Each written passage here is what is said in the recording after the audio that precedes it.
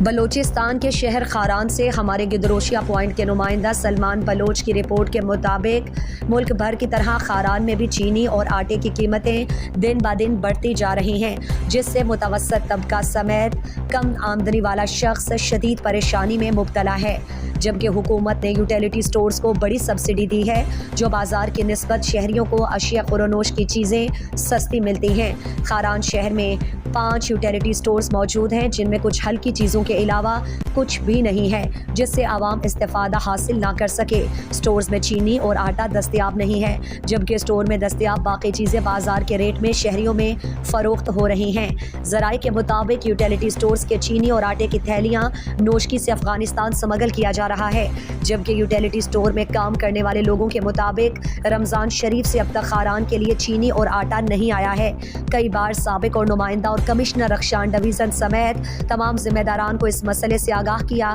لیکن کسی نے نہیں سنی اور لوگ یوٹیلیٹی سٹور سے خالی ہاتھ لوٹ جاتے ہیں۔ خاران کے سماجی حلقوں نے commissioner Rakhshan division, deputy commissioner Kharan اور اسسٹنٹ کمشنر سے جلد نوٹس لینے کا مطالبہ کیا ہے۔